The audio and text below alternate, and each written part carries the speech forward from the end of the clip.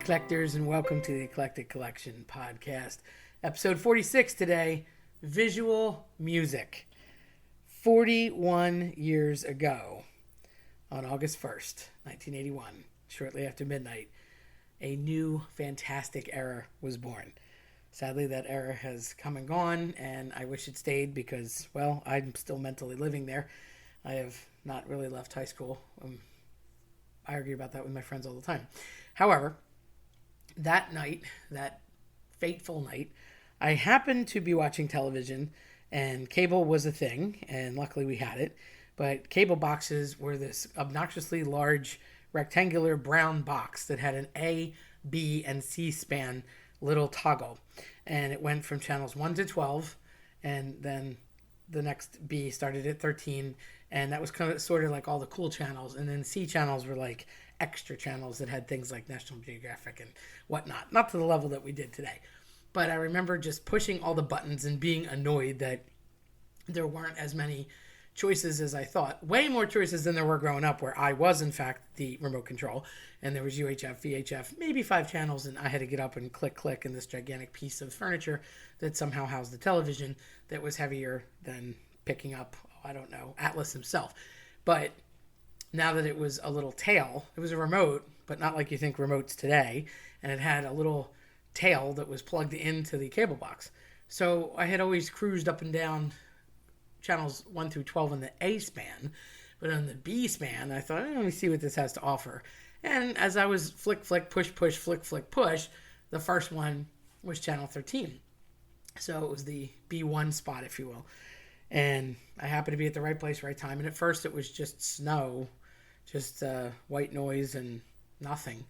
And I happened to be right place, right time. And all of a sudden I see this very cool image of the moon and an astronaut jumping off of a spaceship. And he's dressed like an American astronaut. He's got this real shiny outfit on. And he's holding a flag.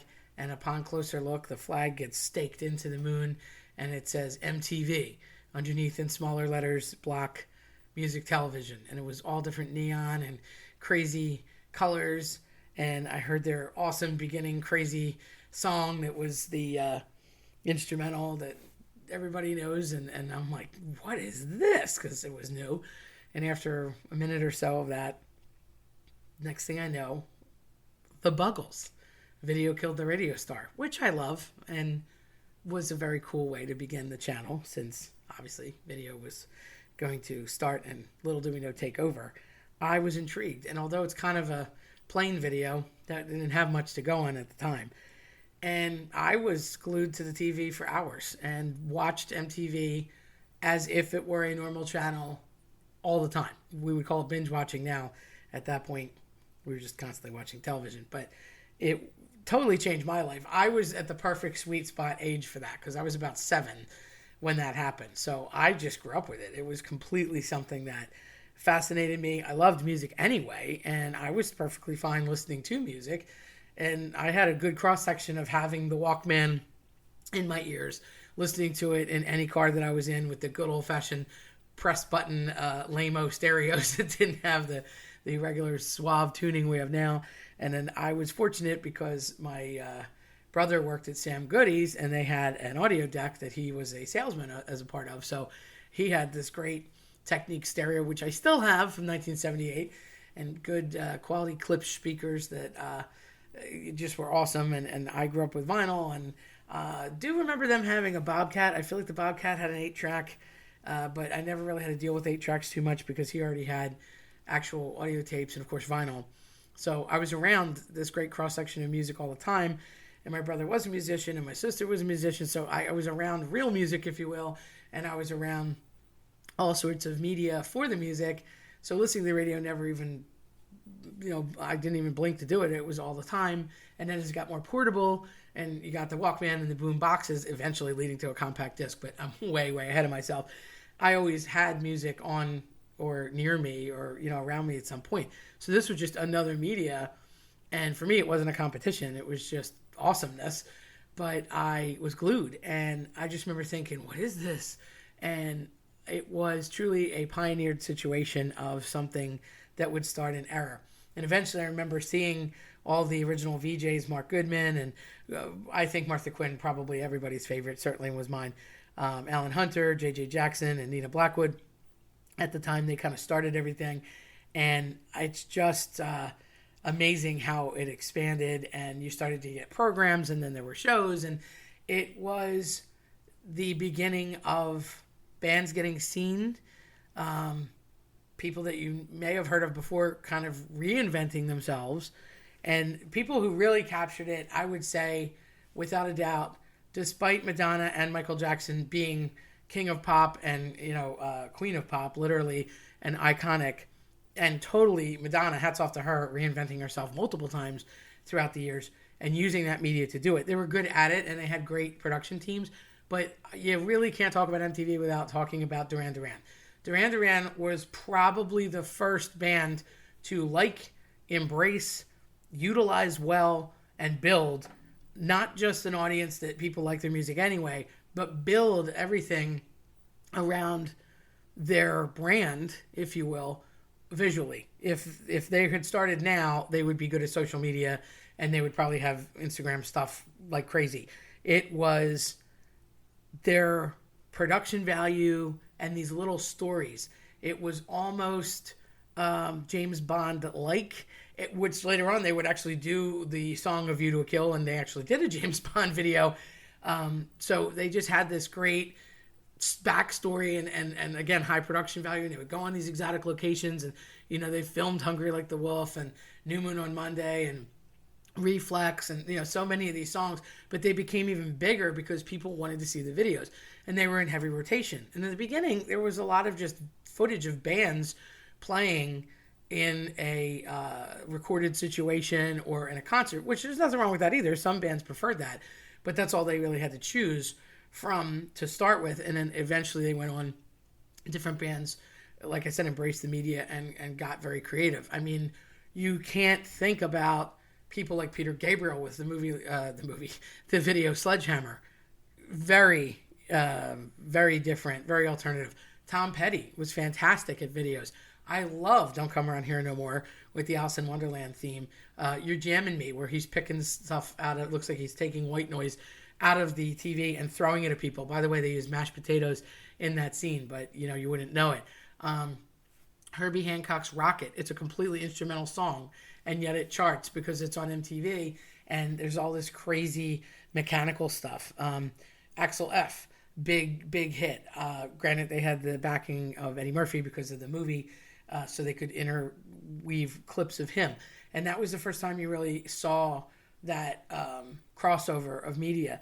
And there's so many different ones that really hit the nail on the head. I always think of an interview I saw with the Eagles where Don Henley's talking about how he was starting his solo career because the Eagles were big in the 70s. So they sort of fell apart in early 80, and they all went their separate ways. Well, obviously Glenn Frey and Don Henley had massive careers on their own, but they really both went the media way, and I would argue that Don Henley even went more so in the media. And he said, I'm not a dancer, I'm a quiet guy, but all she wants to do is dance. As much as he hated the video, he loved what MTV did for him because it really sold his albums. Glenn Frey did You Belong in the City, and it did the same for him. So much so he ended up on a Miami Vice episode. So a lot of people that were established bands got either reestablished, or like Peter Gabriel had left Genesis and now he was on his own. Tina Turner was looking for a comeback to get away from the Ike and Tina Turner Review. So just so many different bands that either relaunched or started a career or just worked with it from the beginning. And some of them were rather disturbing, but for the most part, they were really cool videos. And it was creativity meeting on all levels. I can't say enough good about it. And you could just sit and watch literally MTV. It was, in fact, music television. So you had anywhere from like a 3 to 5 minute spot.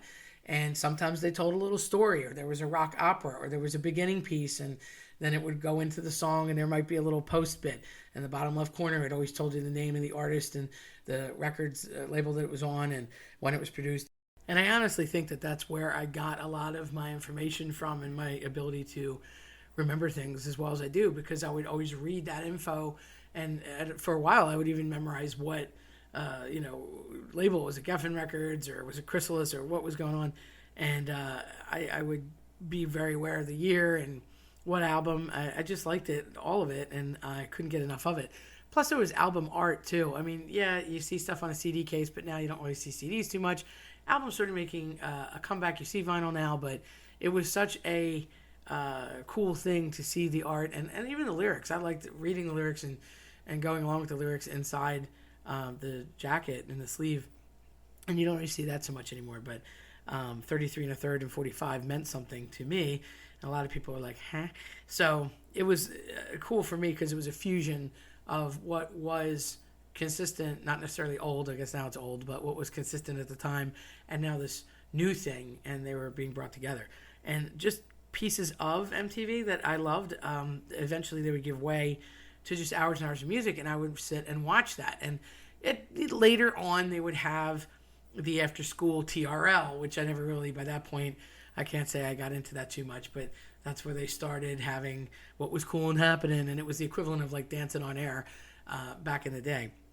I remember late at night there was a Headbangers Ball Saturday nights, and Ricky Rackman appears on the scene, and you start seeing different metal bands coming into play, and you would see the evolution of the genres start to appear. Because at first it was just whoever they could get, whatever band could be put on there, and whatever coverage that they had, because it was picking slim at that time.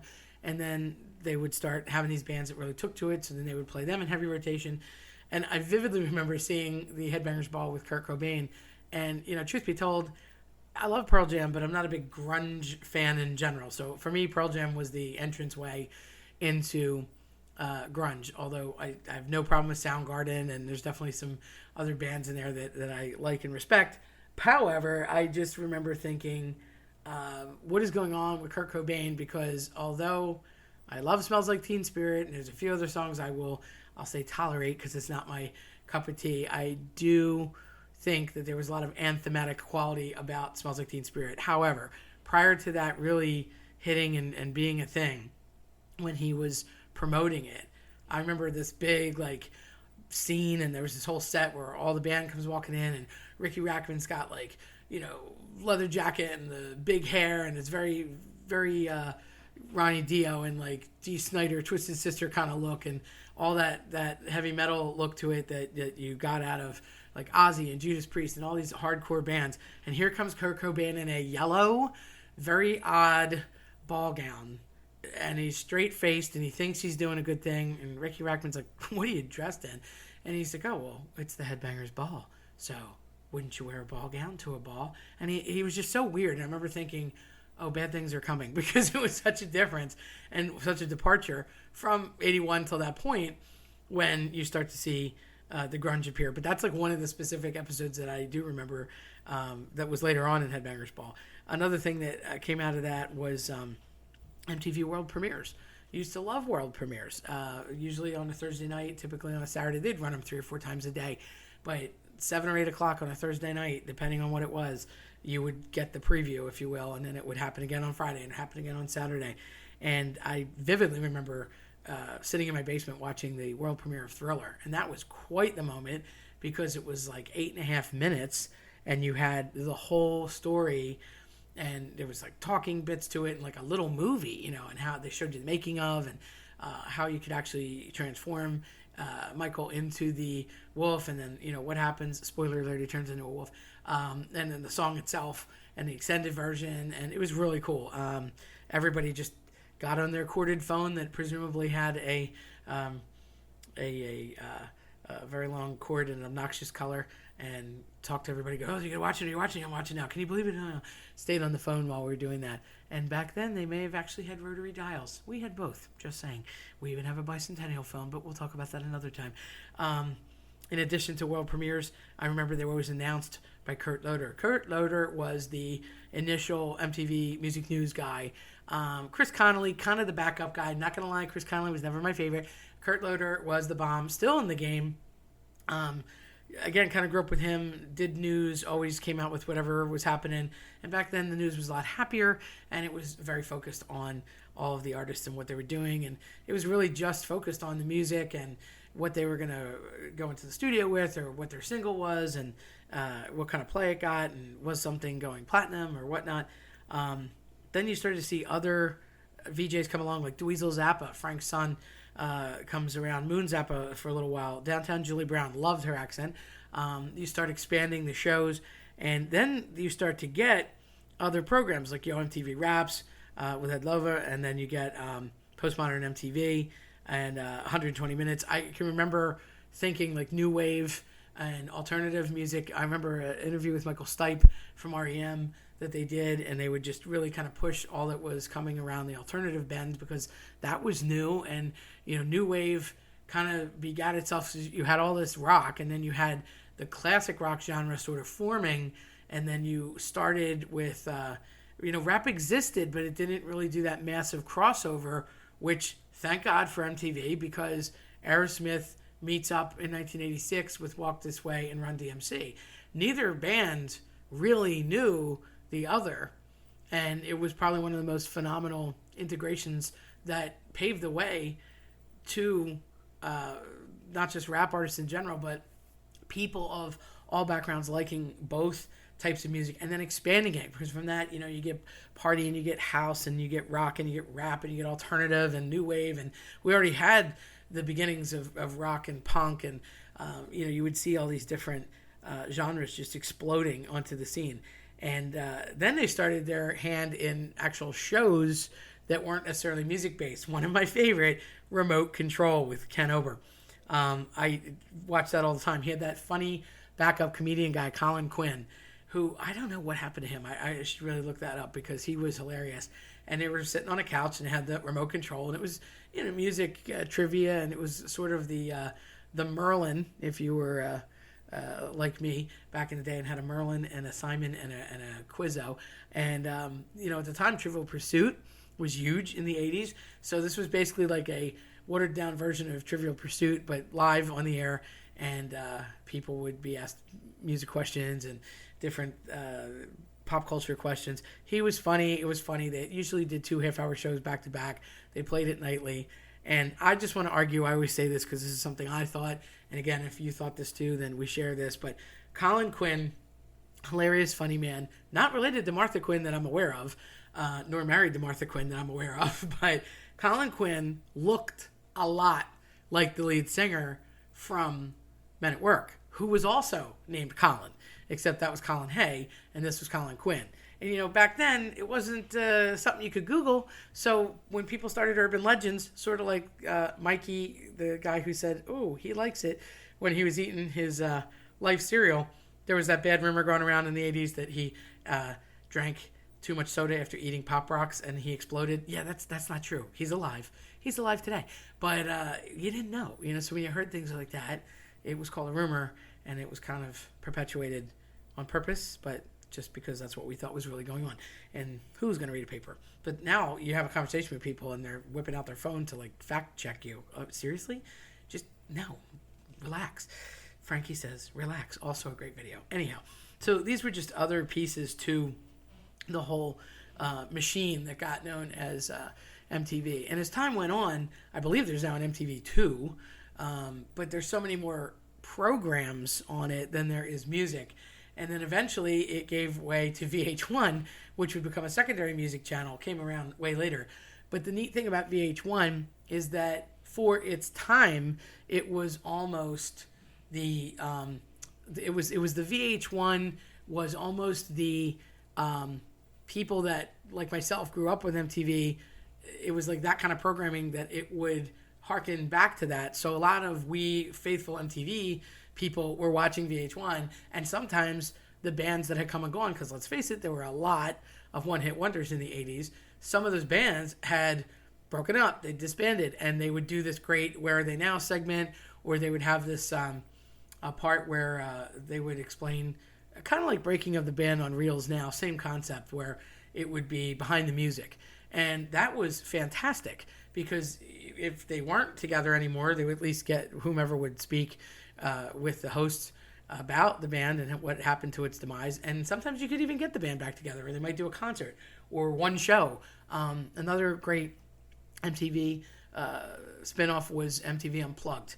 I can remember watching the live version of Layla and thinking, wow, Eric Clapton's Layla is a phenomenal song. But just the unplugged redo of that was phenomenal. And I believe in '98 it went on like a greatest hits and won an award. So it was just a nice revisitation of previous music. So you saw that a lot.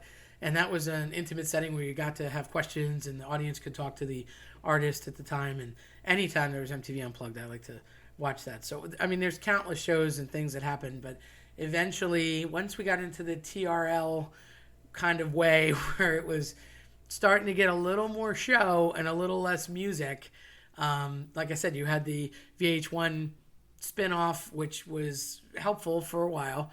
And it's sort of like hearing the music you grew up with, and then suddenly it's on the oldie station. That's the best analogy that I have. And then they had MTV2 come along. And for a while, even MTV2, I think to help it take off, you could actually dial in numbers. They had 900 numbers back then, and you could say what you wanted to hear, and it was almost like a quasi-radio situation. And I go back to Queen in my head, Radio Gaga, because that was way before MTV, obviously. But that was sort of the nod to something's coming that's going to potentially replace you. Who knew? They were ahead of their time. And then Video Killed the Radio Star, straight up said by the Buggles. But Martha Quinn, I believe, is back on late night MTV or different channels talking about things like I Want My MTV. And MTV became a verb in that sense. I mean, you had Mark Knopfler write I Want My MTV into Money for Nothing, also a great video. You had the whole iconic moon landing situation. And, of course, they had the MTV Music Awards, which are still a thing today and quite a big deal. Lately, I've seen Alan Hunter doing Generac commercials. So I don't know what that's about, but I heard the voice. I had it on in the background, and I'm thinking it was like late night, and I was like, oh, some infomercial. And I was like, I know that guy. And I turn around, it's Alan Hunter. Who knew? So you don't always see them. I couldn't tell you what happened to some of them, but some have gone on to continue announcing and whatnot. Fun fact, Jefferson Starship, which would give way to become, Jefferson Airplane is what started out and would give way to Jefferson Starship. And eventually in the 80s, they just adopted the name Starship. Little fun fact, when I went to the Rock and Roll Hall of Fame and I watched this incredibly long and very well worth it, and I was upset that I missed the first 2 hours, but I watched 2 hours, and it was a 4-hour special about MTV and its inception. I had gone a couple years ago, and it was another anniversary.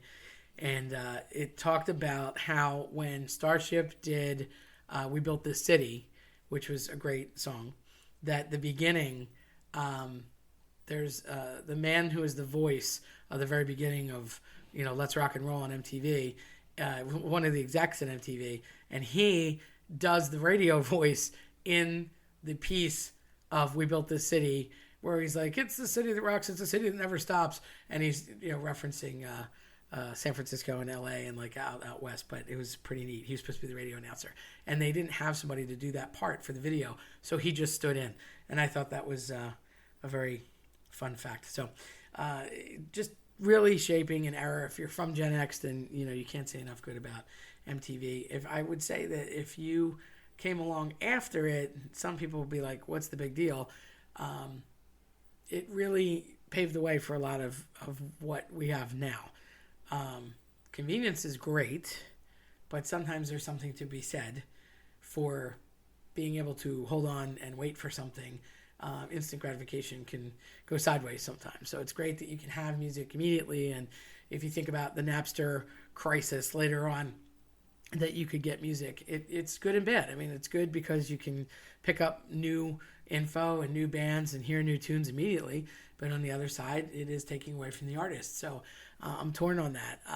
It's also people buying music is kind of almost a thing of the past. People go and they download stuff, or they'll. I would go buy an album, and to me, a musician was only as strong as his album was. So if I bought an album, I wanted to be able to listen to the whole album, not just a song or two. And I feel like I was in that trend, and there haven't been a whole lot of artists where the entire album is necessarily as good as the main track or the hook that got you to buy it in the first place, if you bought it at all. So these are just musical thoughts that have come along since then. But you can't take away from August 1st, 1981, and that awesome little scene in music television. So long live rock and roll. I hope it's around forever. I don't think MTV will go anywhere anytime soon. If anything, it'll probably just expand and reinvent itself, as it helped so many people in their careers get reinvented. But all I can say in the meantime is that video killed the radio star. But I still like both. So listen to your radio. Don't just listen to your phone. And watch MTV and watch VH1 and look for those specials. Because unfortunately, as the artists that are passing, it's so sad. I mean, we lost Meatloaf not that long ago. We lost Eddie Van Halen not that long ago. And they're just iconic people that will never be replaceable. So it's an end of an era for their info. Glenn Frey passed away. His son Deke is filling in for him, and Wolfie's filling in for Eddie. But that doesn't always happen, So appreciate what is there, and maybe go look at it. If you have never heard of it or looked it up or knew what it was, go check out. I'm sure on YouTube there's some original clips and things, and go watch it. Maybe you'll find a program that you like and find an artist that's new to you.